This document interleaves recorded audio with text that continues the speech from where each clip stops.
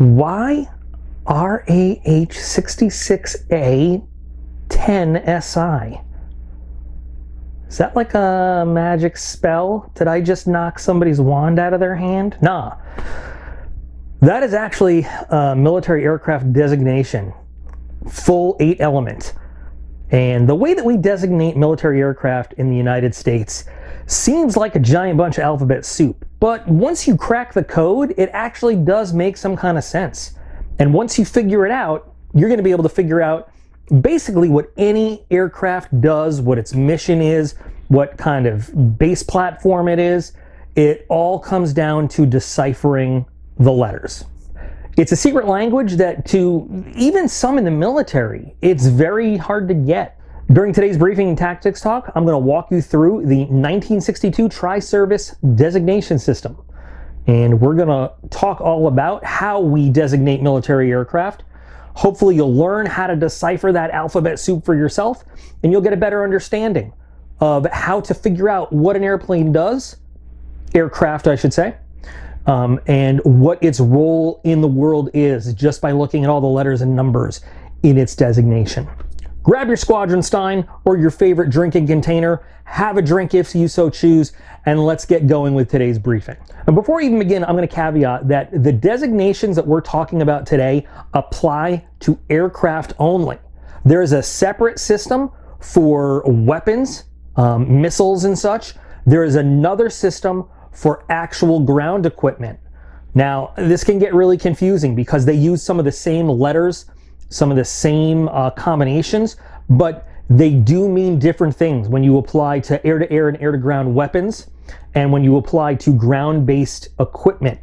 I'll do different videos to explain those things at a later date. In today's video, the designation system and all of the different specifics that we're speaking about apply only to aircraft. Prior to the introduction of what we call the 1962 Tri-Service Designation System, there was many different ways that different aircraft were designated. Some of them made sense and some of them didn't.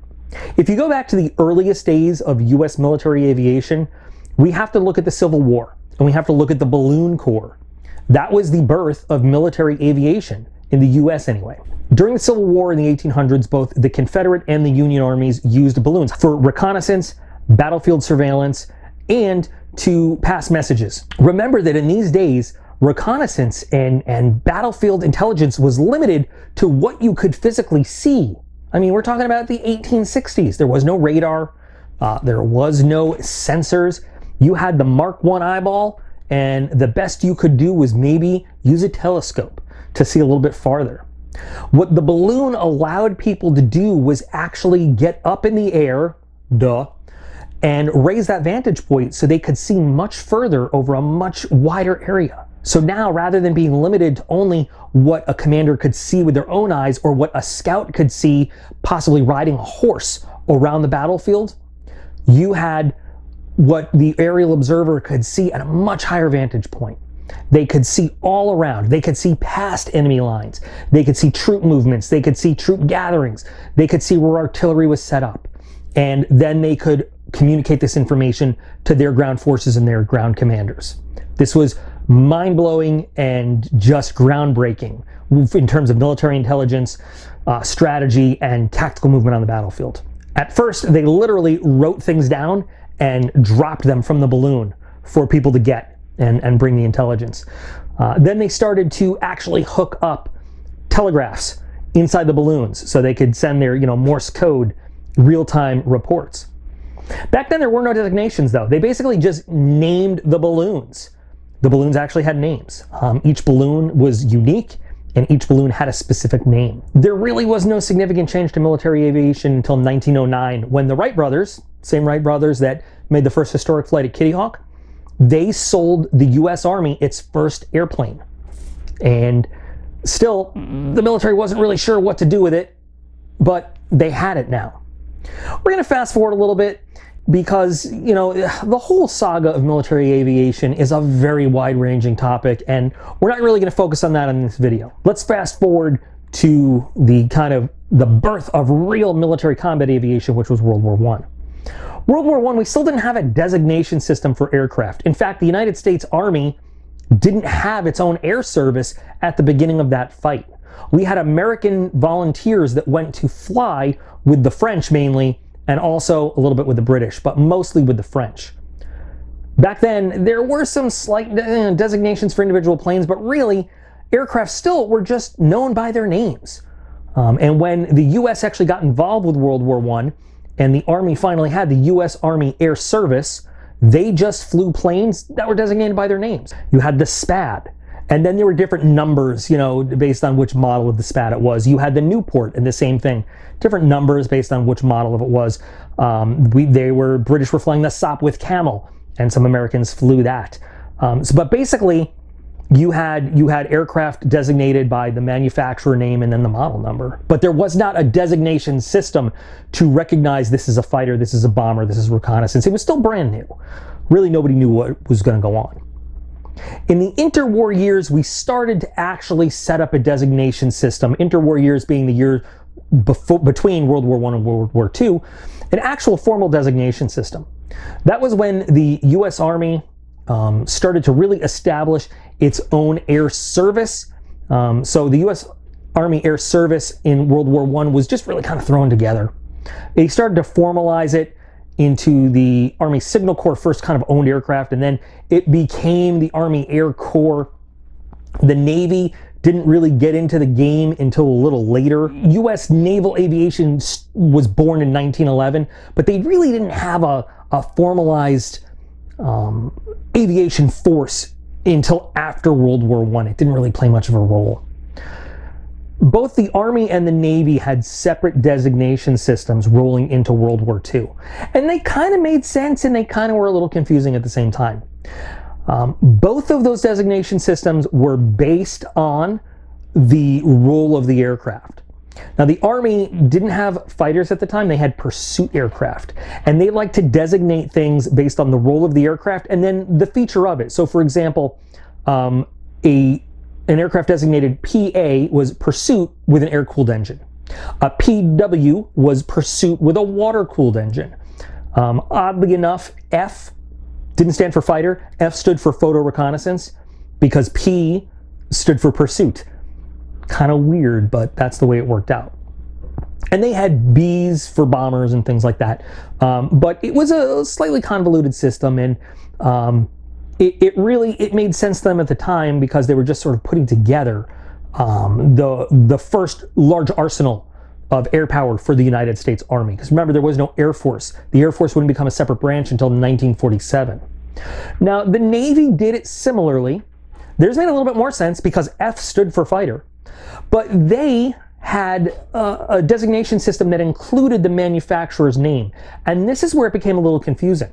So you had the F, for example, for fighter. And then you would have a model number, but you would have a letter that designated the manufacturer. And every manufacturer had a complete series on their own. This is where the confusion comes in during the Navy World War II designation system. For example, you could have an F4F and you could have an F4U. And while that might seem like two versions of the same plane, they're two separate, entirely different aircraft. The F4F was the Wildcat, built by Grumman. The F4U was the Corsair, built by Vought. So the last letter represents the manufacturer's name. So fighter, Model 4, F for Grumman, fighter, Model 4, U, built by Vought. Now, I guess if you're in the Navy and you're serving at the time, that kind of made sense to you. But remember, there are many manufacturers. So there were actually several F4s in Navy service designated by different end letters. And to other people that weren't in the Navy, that was a very confusing system. In fact, by today's designation system, an F4F and an F4U would be the same aircraft, just different versions of the same aircraft. When Robert McNamara was made Secretary of Defense, and let's not sugarcoat it, he was a terrible Secretary of Defense. His background was Ford. Yes, Ford, the car company. And somehow that got extrapolated to he could run the Department of Defense. He made some terrible decisions, but one of the smart decisions he made was to try to standardize things between the different branches of the military to make it easy to cut costs, to try to make it easier on the budget and make things make a little bit more sense. One of the things that happened under his reign as Secretary of Defense was to stop the random different designations among the Air Force and the Navy. The Marines, by the way, sorry, I'm going to piss people off. The Marines are part of the Navy. There is no Secretary of the Marine Corps. There is no Department of the Marine Corps. They fall under the Department of the Navy. It is what it is. But so Marine aircraft all had the same designation system as Navy aircraft. In 1962, they said, all right, we're going to stop with all these random different designations that nobody really understands, because there were some aircraft that were flown by both the Army and the Air Force and the Navy, and we had 3 different designations for the same aircraft, and it just didn't make any sense. Under the 1962 Tri-Service designation, they came up with a unified way to designate and describe all military aircraft in U.S. service.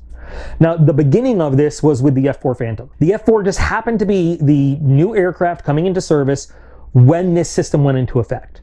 So they decided, here we go. Now, the F-4, just to give you an example, it was the F-4H going into service when it first came out. Originally, the Air Force did not want this airplane, but McNamara said, nope, you guys are all going to share. We're going to use a common platform. So the Air Force was then told to get in on this Phantom thing.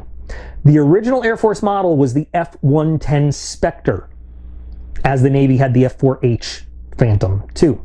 Roll around to the new designation system, and they said, okay, no. No. And essentially, by the way, it was the exact same plane. It was the exact same plane, 2 different designations. Said, no, we're going to stop right here. We're going to go with the F-4. We're going to leave the F-4, but we're going to start our new designation system right here. From that point on, they basically reset everything, starting at F-4. That's why we don't have an F-1, an F-2, or an F-3. The F-4 was the beginning of this. Now, there are some projects that were already in development, which is why we jump ahead and we have some other higher numbered aircraft that don't seem to fall in line. I'm going to explain the numbers as we go. But the F-4 was the beginning. And the Navy then took delivery of the F-4B Phantom II, and the Air Force took delivery of the F-4C Phantom II. And so begins the 1962 Tri-Service Designation System. In this designation system, there are 8 total elements that go together to fully tell you everything you need to know about an aircraft, what it does, where it comes from, how it works. We don't always use all 8 elements. There are 8 elements available. You need at least 3. There's 3 required elements in any designation, but there's up to 8 available as we go. So we're going to talk about all 8. I'm going to explain it to you, and we're going to use some examples. There's a clickable link inside the video description where you can actually download the exact product that I made for these airmen. It's a big old cheat sheet on how military aircraft designation systems work. You can click it, you can download it, you can print it up, you can look at it on your computer or whatever device. Doesn't cost you a thing.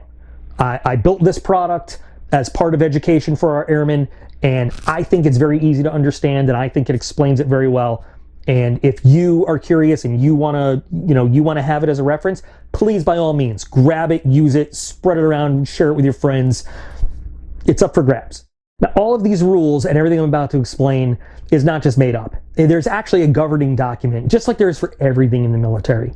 The funny thing is, it's one document with 3 different names, because every single service has their own naming convention. So in the Air Force, it's called AFI 16-401. AFI stands for Air Force Instruction. In the Army, it's AR, Army Regulation 70-50. And in the Navy, it's NAV Air Inst, Naval Air Instruction 13100.16. But the title of all of these, regardless of what the number is Designating and Naming Defense Military Aerospace Vehicles. And within this document, by the way, it's available online. It's unclassified. You can search for it. Most current version is dated 3 November 2020. It goes through the entire naming convention. It goes through what every single, they call them symbols, the letters, what every symbol means and everything. But I've condensed it all into this sheet that you can download. So there are 8 elements in a U.S. military aircraft designator. Block 1 is a status prefix. Now this is one that we're not always going to use. We're not always going to have that. A status prefix only applies if an aircraft is in a special status. By the way, you'll see that some of these letters repeat throughout the different blocks we're going to talk about. Sometimes they mean the same thing. Sometimes they mean different things depending on what block they're in, but we're going to go through them. So in the status prefix, G means permanently grounded or ground training aircraft. So if an aircraft is no longer flight worthy, or it is being taken off the line and it's being used just for training purposes on the ground. For example, an aircraft is now taken out and brought to a tech school and it is only used to train maintenance personnel. It might get a G prefix. J and N are special test. J is temporary, N is permanent. I haven't really seen the J used. The N prefix is used very often for aircraft at Edwards Air Force Base or with NASA. I used to think the N stood for NASA. It doesn't. It's used for special test programs. And it just so happens that the N goes with it. So many NASA aircraft that have come off the line as standard military aircraft get the N special prefix. X is experimental, and that kind of makes sense. So before an aircraft can enter service, before it can be used, they always have an X version. There's an aircraft they're testing right now for the Loyal Wingman program. It's called the XQ-58. X experimental, Q we're going to learn later means drone. Y is a prototype or a service test. So when an aircraft is being developed and it is not in service yet, but it's being tested, it gets a Y. Great example is before the F-16 entered service, we tested the Y-F-16. Once it was accepted for service, the Y got dropped and it was just the F-16. And then finally, Z is planning. I've never seen the Z used, but it's there. Next is the modified mission. By the way, and I'm telling you these in order because when you see them listed in an aircraft designation, this is the order you'll see them. Many aircraft go from a basic mission and then are modified for an additional or a special mission. So a good example is the C-130 cargo plane can be modified to do attack work as the AC-130. So anytime we have a base aircraft that is modified to do something different than its original purpose, it gets a modified mission designator. So we have A for attack, which kind of makes sense. Attack is different than bombing, okay? A bomber is a purpose-built aircraft to do bombing missions. Attack is to go and attack targets on the ground. Now, C, you would think logically just stands for cargo, but no. According to the government document, C stands for transport, but we just always say cargo. So on the sheet, I have transport/cargo because it makes sense. Now D, in this particular case, modified mission, stands for director, and that refers to UAVs or missiles. So it's a directing aircraft to direct UAVs or missiles. E, which commonly is referred to as electronic warfare, actually stands for special electronic installation. Could be whatever, could be reconnaissance, could be electronic attack, could be electronic protection, but that is the definition per the governing document, special electronic installation. F, of course, is fighter. H stands for search and rescue or medical evacuation. It goes for both. And this is, again, across all services, including the Coast Guard, by the way. Coast Guard is not listed on this document, but the Coast Guard goes by the same naming conventions and designation system as anybody else. I wonder what their document is called, but they use the same things. For example, the HH-65, it's a Coast Guard helicopter, it's search and rescue, but we'll get to all the numbers. K stands for tanker, because T is going to be taken for something else, which is probably why C is for transport, but K, tanker, it's a tanker. That's a plane that gives gas to other airplanes midair. L is cold weather or Arctic operations. There are aircraft that are specially modified to operate in cold environments. And really specifically, it's one series of C-130 Hercules aircraft operated by the New York Air National Guard. And they support operations at the Arctic Circle, at the International Science Center up there. M is tricky. Most people think that M stands for special operations. It actually stands for multi-mission. We generally see that multi-mission applied to aircraft that are used for special operations purposes. So on the sheet, I have it listed as multi-mission, which is what the document says, / special operations, because very often, most of the time, a multi-mission aircraft is a special operations aircraft. There are a few cases where it genuinely means multi-mission, like the Marines version of the V-22 Osprey. They fly the MV-22. The Air Force flies the CV-22, which is bizarre because the Air Force flies it for special operations. The Marines fly it as a general utility aircraft. Go figure. O stands for observation. It used to be liaison was the old thing. Observation generally is used for somebody that's going to conduct forward air control missions. P is for patrol, and generally that means maritime patrol over the water. Q is a UAV, an unmanned aerial vehicle, or an unmanned aerial system, or a pilot, whatever you want. But Q means a UAV. R is reconnaissance. That's pretty self-explanatory. S is anti-submarine warfare. This gets a little confusing. Somebody might bring up the SR-71 Blackbird. That is a one-off. That was never supposed to be its official designation. I'm not even going to get into that right now. That's not what it was supposed to be. But it is, the SR-71 is a kind of unique designation in the history of military aircraft. T is a trainer, which makes sense. U is utility. We usually see the U used with helicopters, but a utility is kind of a general purpose, do what you need to do kind of vehicle. V is a staff or VIP transport. Very often they'll take a regular kind of transport plane or helicopter or whatever, and they will make it very fancy for the transporting of very important people. For example, once upon a time, there was an aircraft called the C-137, which looks remarkably like the 707. I wonder why that is. Anyway, the VC-137 happened to be the old Air Force One. The V making it very fancy for very important people. We have a number of transport planes with the V in front of it of different kinds because they transport not only high-ranking military members, but state officials, government officials, anybody that is important enough to have a very special transport plane. W stands for weather. Generally, weather reconnaissance type aircraft. We have a number of aircraft that are designed to go and look for weather and do weather operations in it. There's a whole squadron at Keesler Air Force Base called the Hurricane Hunters. They literally fly their aircraft into hurricanes to gather data and learn more about them. They fly very specially modified C-130s. They have WC-130 aircraft. Kind of crazy dudes. So after you look at your modified mission, now we're looking at the basic mission. Very often, we won't even have the special prefix in the modified mission. Very often, the only designation we'll see is the basic mission. You don't have to have a special prefix or a modified mission in your aircraft designation, but you have to have a basic mission designator. That is required. Remember I said there's up to 8, but only 3 are required? You have to have your basic mission. That is the first required element. Many of these are the same as things we've talked about before. Some are a little bit different. So A, attack is the same. B, bomber. C, transport cargo. E, special electronic installation. F, fighter.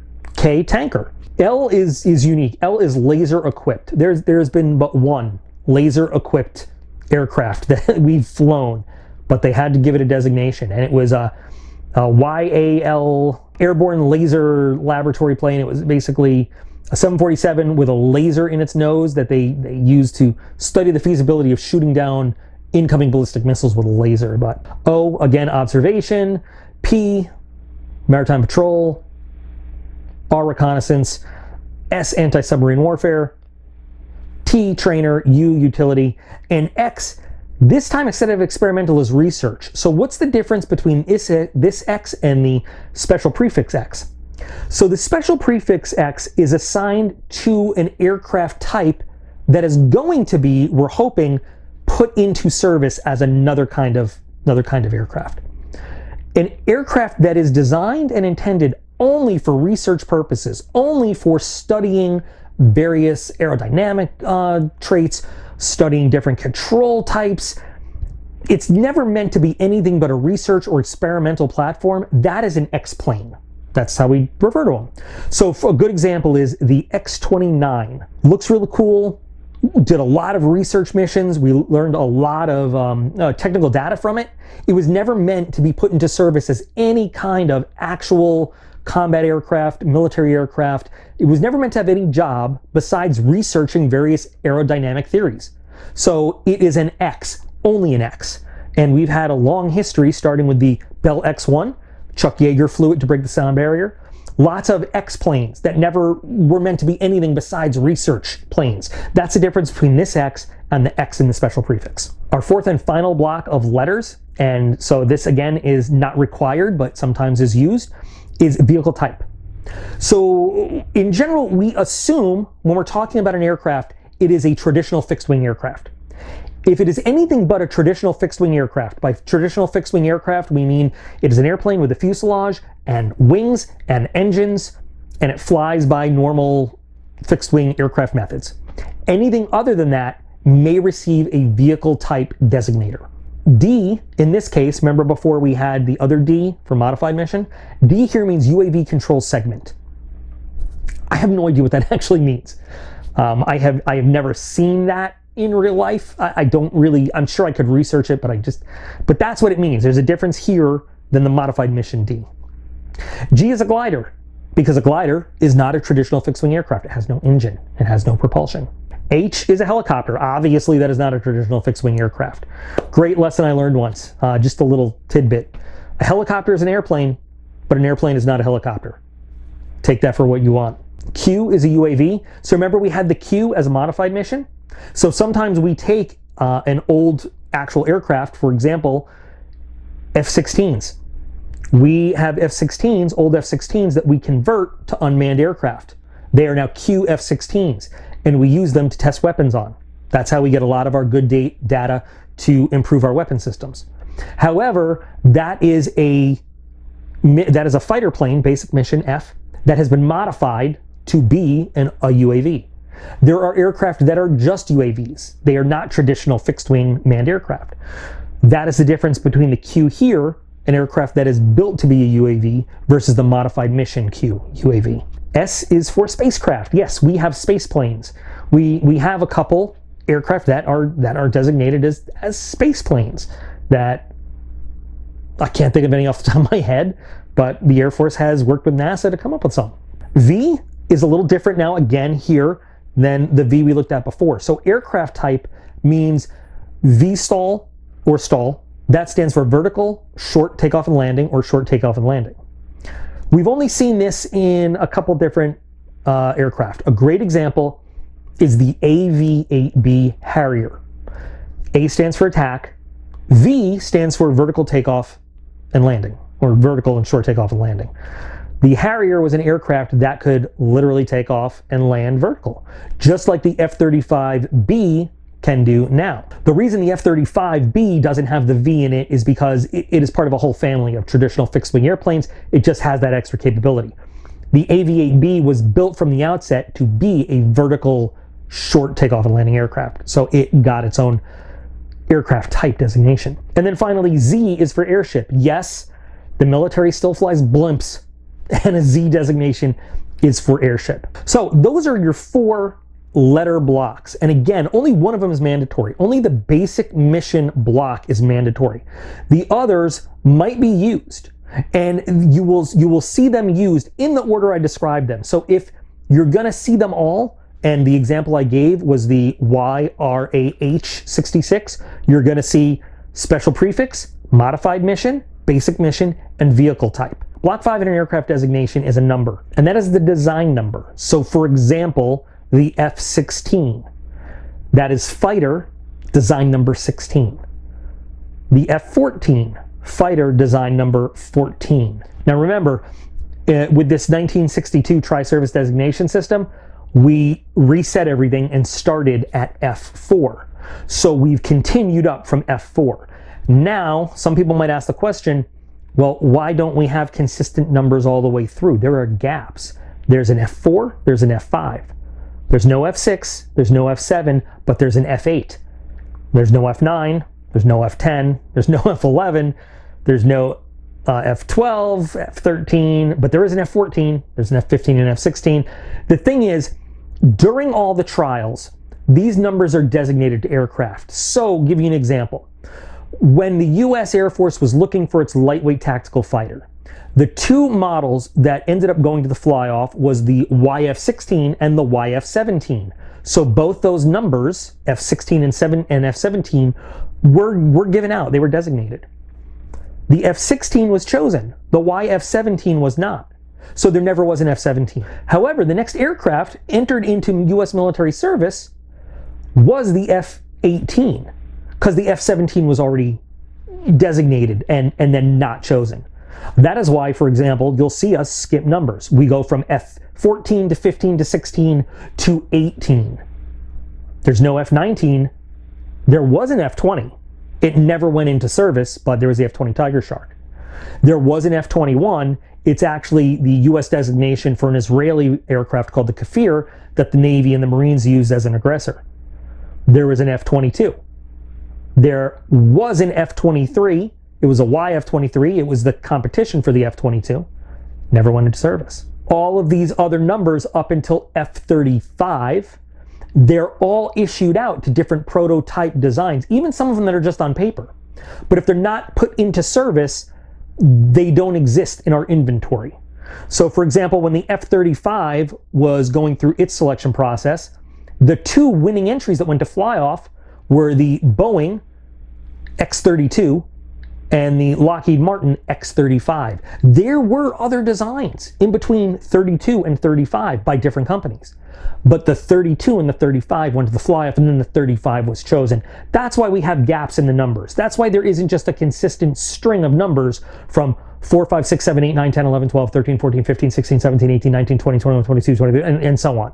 So just because you don't see an aircraft with that number doesn't mean it never actually existed. It just wasn't chosen. You don't have to use a number only once. You can use the same number as long as it's going to different basic mission aircraft type.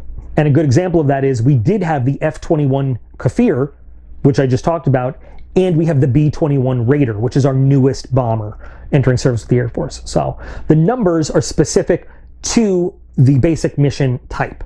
The number is a required element. It's one of the 3 required elements in an aircraft designation. So basic mission and then design number. The next element, block number 6, is the series or variant. And this is another letter. And these go sequentially. So when an aircraft goes into service, its very first variant is Series A, which makes sense. That's the first one to roll off the production line. When there is a modification or an upgrade or a change significant enough to designate it separate from the previous model, it gets the next letter. Sometimes it's very simple. We'll use the F-16 as an example again. The original F-16 came off and then they built one with 2 seats. So you had a combat capable trainer. The F-16 with 2 seats was the F-16B.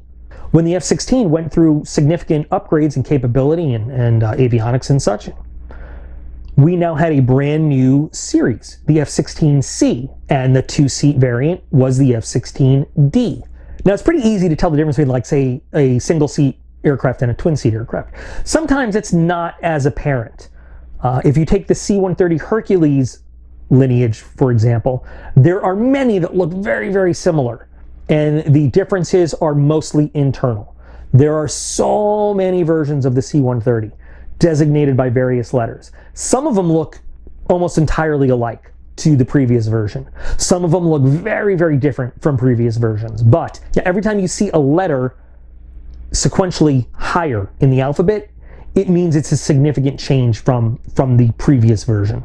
So your 3 required blocks in a U.S. military aircraft designation is your basic mission, your design number, and your series variant. And in common usage, that's usually what we see. That's kind of what we deal with. F-14B, F-16C, F-15E. Those are the basics. Now, if you have an aircraft with modified mission, then yes, you will have things like RC-135W. You will have KC-135S. But the minimum requirement is basic mission, design number, series variant. Sometimes you'll hear aircraft referred to as blocks, and there are always production blocks, whether you hear about it or not. And that's the 7th block in a designator. And the production block is always a number. The production block also signifies usually a significant enough change in equipment or capability that it is now a separate production block of the aircraft. And I'm going to use the F-16 as an example again. When the F-16C gained full capability to utilize the AIM-120 AMRAAM, it was a new production block. It was the Block 25 F-16C. Then when the F-16C underwent some more capability upgrades and was fitted with the modular common engine bay so that it could receive either the Pratt & Whitney or the General Electric engine, it was upgraded again to the Block 30/32. When it underwent even further upgrades to become a night all-weather attack aircraft, it was upgraded further to Block 40/42, and it still retained those two different engines. The difference between a Block 40, or in the F-16's cases, a block that ends in 0 and a block that ends in 2, is that a block that ends in 0 uses the General Electric engine, and a block that ends in 2 uses the Pratt & Whitney engine. But when it got its capability to utilize the harm targeting system and the AGM-88 HARM, the high-speed anti-radiation missile, other versions of the F-16 could use it, but to really use it in the Wild Weasel role, then it was upgraded to the Block 50/52. Right now, the F-16 is being produced in Block 70, which is a whole new thing. But anyway, that's how production blocks work. Sometimes the production block is a minor upgrade, but enough of an upgrade to differentiate it from another one. And you know, in the F-16, it just so happens that it makes sense. There are production blocks in some aircraft. You have like Block 1, 3, 7, 12. I mean, it doesn't make any sense. Usually it makes some kind of sense. They go in 1s to 5s to 10s or something like that. The final block in an aircraft designation system is the manufacturer's name. Very rarely do you see this used, but the reason we list the manufacturer's name goes back to, you know, say World War II, where you needed so many aircraft built so fast that sometimes you had the same aircraft built by a number of manufacturers, and you wanted to differentiate which production line different aircraft were coming off of. Manufacturers are designated by 2 letters. So, for example, in the initial example I gave you, the YRAH-66, which by the way stands for Prototype Service Test, Reconnaissance Attack Helicopter 66, Series A, its letters are SI for Sikorsky. Every manufacturer has a 2-letter designation, and that is all listed in our governing document that I mentioned before. Some of them are very easy, LM, Lockheed Martin. But back in the day, Lockheed wasn't Lockheed Martin. Martin and Lockheed were 2 different companies. So these have changed over the years. Northrop and Grumman were 2 different companies. Now they're Northrop Grumman. So there might be some confusion if you look up an older aircraft versus a newer aircraft. Now, on a complete aircraft data plate, and an aircraft data plate is identical to like when you open your car door, and it's got that little silver plate, and it's got your VIN number and all the production information about your car. It's the exact same thing on an airplane. Has your full designation, it has the production date, it has the manufacturer, all that stuff. On a full aircraft data plate, you have all 8 of these blocks of information, and then a bunch more that we're not going to go into. Very rarely, even in the military, do we reference all 8 blocks of information when we're talking about aircraft designations. We usually are only concerned about the basic mission, if there's modified missions, sometimes a vehicle type, and then the numbers, and then the series. We don't really talk about blocks that much. The F-16 is very unique in that we talk about their blocks often because the blocks are very specific to capabilities and missions. We don't often discuss blocks of aircraft with anything else the way we do about the F-16. It just is weird that way. One thing I haven't touched on is something that we call the popular name. That is because the popular name really is not the official designation of an aircraft. Popular name is that cool word that's assigned to it. So, for example, the F-14 Tomcat, the F-16, I hate this, Fighting Falcon. Nobody cool calls it the Fighting Falcon. If you are cool and you're actually in the Air Force, it's the Viper. Okay. The F-15 Eagle, the F-18 Hornet. The popular name is something that is just given to it, and there's no rhyme or reason for what it is. It's just a name that is basically petitioned for. You fill out a request to the Department of Defense, and you say, we, the Air Force, would like to name our new aircraft this, and it's approved or it's not.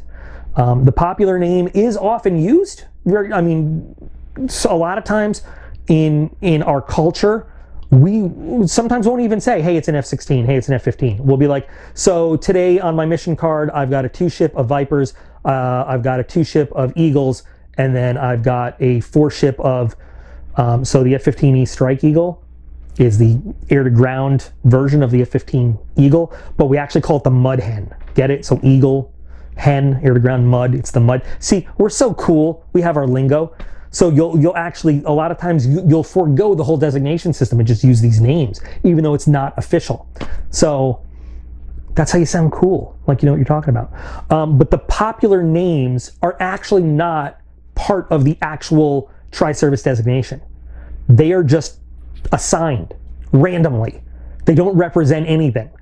As opposed to NATO reporting names, when we assign names to enemy aircraft, there's a naming convention, and that's a whole different video, where the actual name that we assign to an aircraft tells you what that aircraft's job is. So understanding this designation system and what it means is not as hard as some people might think. Some people might think it's very easy and, you know, good on you.